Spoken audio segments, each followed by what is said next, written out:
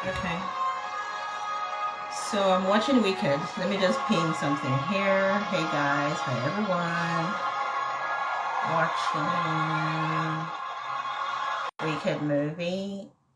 Watching Wicked movie. Watching Wicked movie.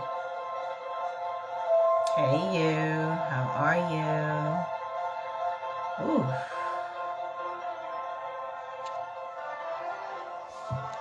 Okay. I don't know if you've seen Wicked. Let me know. If you've seen Wicked, let me know what you think. I just saw Wicked, and when they said, "Look at her, she's wicked, kill her," my God, I had PTSD, and maybe I should just say this so I can get it over with. They may send me a letter. They might call for me. They might want to sue me. They might want to do whatever. But let me just. I've never said this. When this happened 2 years ago, when I was in the Ebony Life Film Academy, I can't believe I'm saying this out loud. I was constantly harassed by a certain teaching assistant, constantly harassed in the hallway, with friends, minding my business, alone, and it was a big issue. So I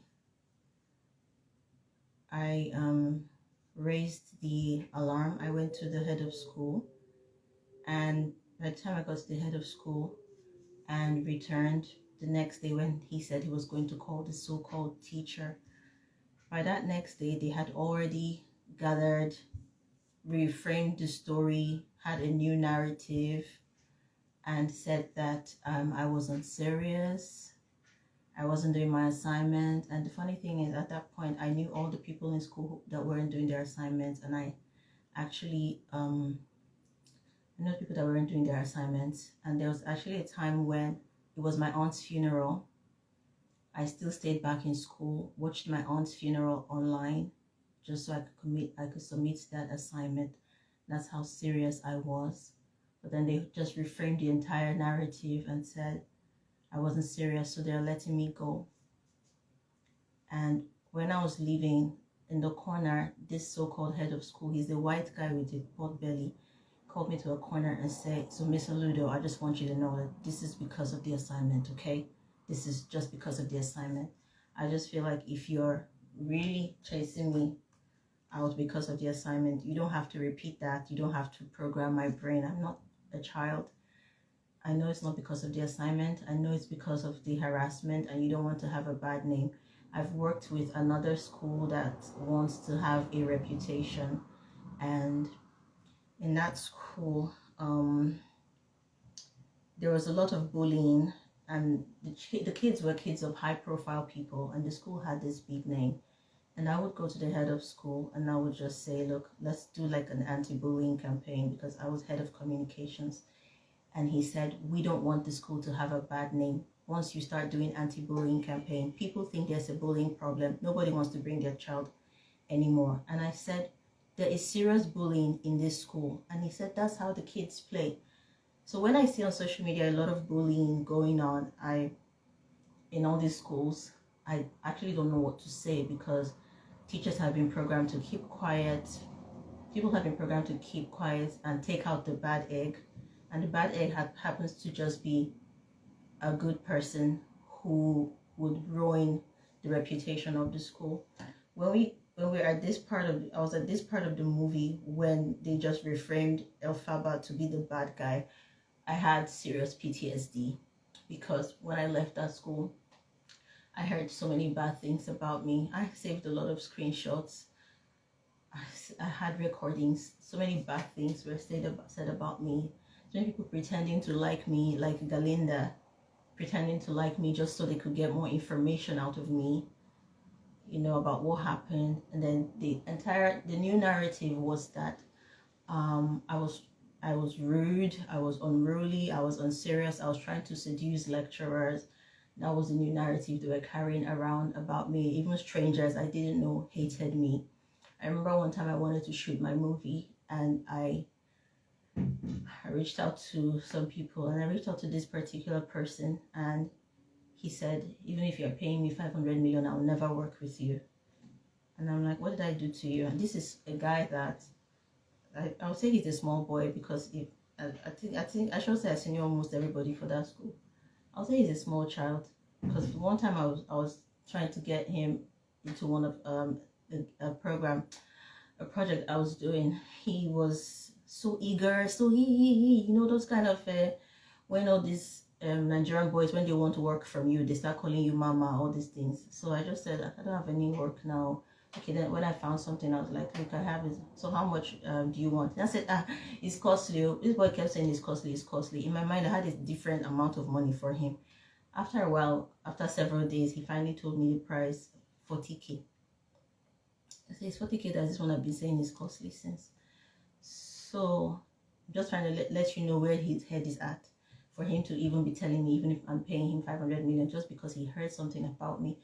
Funny thing about this conversation was just the way the table turned, and the way the table turned, and I said, I heard things about you too. The people on the team don't want to work with you, but I still came to meet you. And he said, who said that? Who said that? And I sent him screenshots of what everybody had said about him.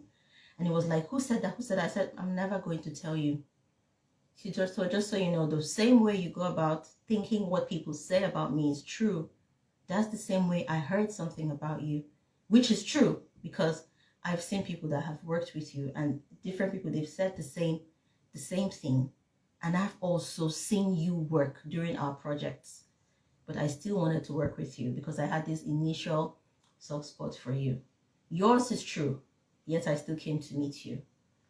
So he was like, so who are the people that said these things? Who said? Because I caught the head of the WhatsApp screenshot, and he wanted to know who these people were. And I was like, I'm never showing you. And he said, I'll go to the WhatsApp group and post that you said this. And I said, you just go and embarrass yourself, because number one, they know I didn't say anything. If I speak nonsense, they know I didn't say anything. You just go there and embarrass yourself, because people who know you are in that group, and they will then have an opportunity to talk.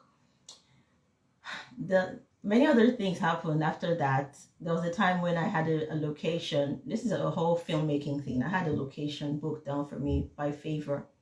And then these people wanted to shoot. I didn't even know that as a producer, you're not supposed to give your location to another person to use. I gave these people the location. Not only did they ruin the relationship with the people, they made the people increase the fee that they wanted me to pay. And everything was just so off for me that moment. I went to the WhatsApp group and I was saying, why did you guys do this to me? I gave you this group, location in good faith. You know I need this location. Now he's adding money, blah, blah, blah, blah, blah.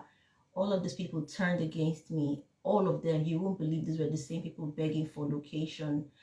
They just all turned against me, saying whatever they wanted to say. There was even a girl that, there was a time they were shooting this movie. I volunteered to pay for the location. They didn't have money for the location, and I went there. They called me as, I don't even remember what they called me as again, something producer, line producer, whatever. They didn't even have money for the location. They gathered there, people acting were outside. They waited. Call time 6 a.m. might be 7 a.m. 1 o'clock, they never start to shoot. And in case you're just joining, we're talking about Elphaba Galinda, and they haven't even started to shoot. So I brought out money and I paid, the deposit so that they could enter and start shooting. In this same very place, location, that had an extra hotel room for changing and everything, there was this girl there. I can't remember her name, if it's Chemaka or something. I eavesdropped on her, saying terrible things about me. This girl doesn't even know me, just saying terrible, nasty things about me. This girl doesn't know me. I don't know this girl. And she was just talking based on what people had told her. So I flashed back to earlier that morning when they were trying to prepare the hairs. I brought out the hair because they said the straightener wasn't working. So I brought out an iron. I wanted to iron the hair, but this hair wasn't that good. So I was using a comb and an iron. And then the girl just came and aggressively took the hair and iron from me and just started doing it. I was just looking at her. I didn't even know what to say or what to think. I knew that I was like a tongue surrounded by teeth, or a rose surrounded by thorns in that moment, in that place, in that spot. But somehow I wanted to just give everyone the benefit of the doubt. And that's how I wouldn't say I allowed myself to be taken advantage of. time for the balance, they came to me again to pay after everything. They came to me again to pay the balance. You know, I had a colleague that offered to pay, but I paid more. I paid 70%. So the next day, everyone is leaving, and this Chiamaka girl, I don't know if that's her name, and some other girls were still there sleeping in the hotel room. And I said, please, can you guys start getting ready to leave? And she said, aggressively as always, she said, checkout time is 12 o'clock. We'll leave whenever we're ready. And I said, yeah, but I stay in Ikoyi and I really need to start leaving now.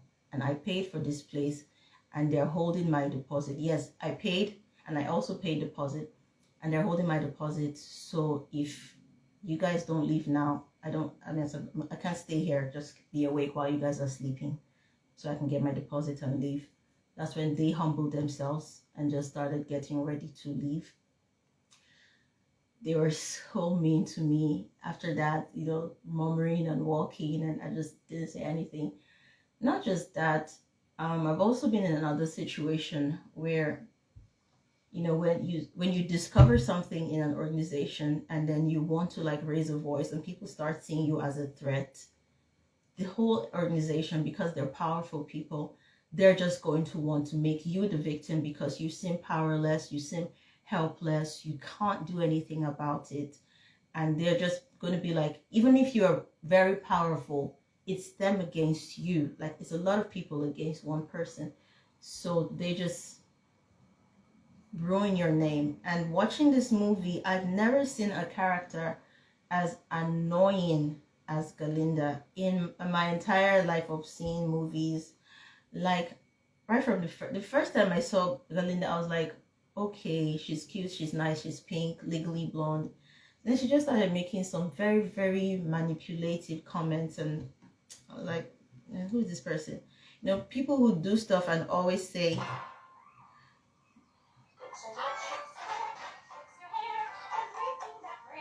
yeah, I like to help people, I'm nice like that. Yeah, it's irritating. It's so glory seeking for being so charitable, and it was just so, I don't know. I feel like the moment when she even came out to dance with her, it wasn't really a moment of repentance. It was just a moment of regrets. It wasn't repentance, because at the end, when everything was happening, she was still giving her the advice, oh, you think everything is all about you?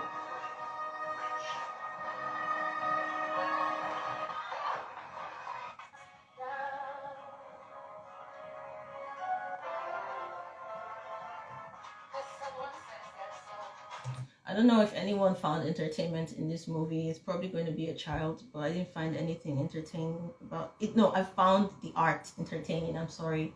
The art was very entertaining. The story was just too relatable for me. And I didn't want to watch Wicked because I was like, I'm not going to watch any movie on sorcery or anything. But it was more of telling the story of this green girl than it was about a witchcraft movie. It's not a witchcraft movie. It's a movie about how the society tries to silence voices, manipulate people. And also when I'm coaching, I always tell like the young girls about Moana. I have a class in 2 minutes about Moana. You want to meet your idol. You want to meet your idol. You always want to meet your idol. Eventually, you meet this idol and you realize that your idol ain't shit. Sorry, forgive my. It's not French. So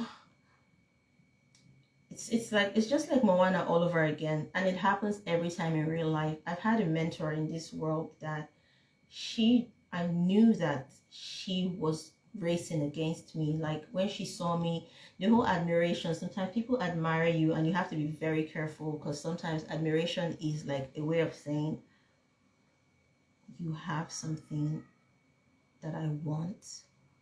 I'm going to try and be close to you so I know how I can get this thing or be like you.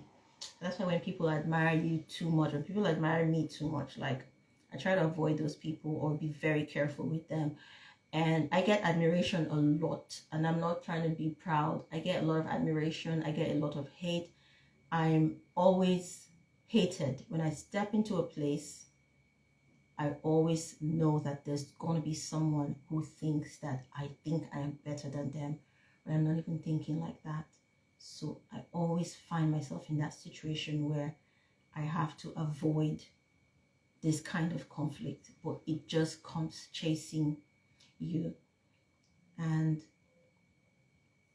somehow, when I was younger, I used to be so sad, cry about it. She's lying against me. No, no, no, trying to prove myself. But now I just think of a way to remove myself from that situation and just find myself in an environment where I thrive. And this is shocking to me because I never read the Wicked Witch of the West story or the whole Elphaba story. And watching this is just so sad to me because all my life when I was watching Wizard of Oz, I thought that the Green Witch was the bad guy. Now I just feel so bad. And that's why when I'm on social media and people say terrible things about other people without very concrete evidence, I don't believe, and I always try to put myself in a position to say, love, you are very intelligent, you are highly intelligent, you are able to distinguish what is true and what is not true. So be very careful when people are defaming someone. Try to think. Don't join them until. So that's why most times you see me being the devil's advocate. Those who know me in real life, not on social media. I've always wanted to do that on social media, but I'm so scared. I won't lie. I'm so scared of public hate because I've experienced it too much in my life, and for no reason. So most times I'm just the devil's advocate. You see people hate a certain lady, and I would just totally love her until she's proven guilty beyond any reasonable doubt. And we all know female celebrities like that get bashed, criticized, people don't like them, and people who don't like them are not even doing well in their lives. You just know this is jealousy. But we move. In summary, I really enjoyed watching this, and it was so sad, and I might want to do a review on YouTube. I've just not had the time to do any of this. I have a class now, a French class, and if you want to join me, we can go watch. Oh my god, I had so many people watching, but sorry, I was just thrown into memory lane and just thinking about, I don't know, why did God let me go through that? I think that's just really what I was thinking. And also thinking, oh my god, I finally said it out loud. It just made me feel so free. Maybe they'll send me an email, maybe they'll call me, maybe they'll sue me, I don't know, but I'm not changing what I said in this video, and I stand by it, and I have as much evidence as possible, including voice recordings, just in case. So thank you so much for watching. It's time for French now on Hobasabi Global, so join me there and let's learn. Bye. No, English, sorry, IELTS English. Bye, take care guys.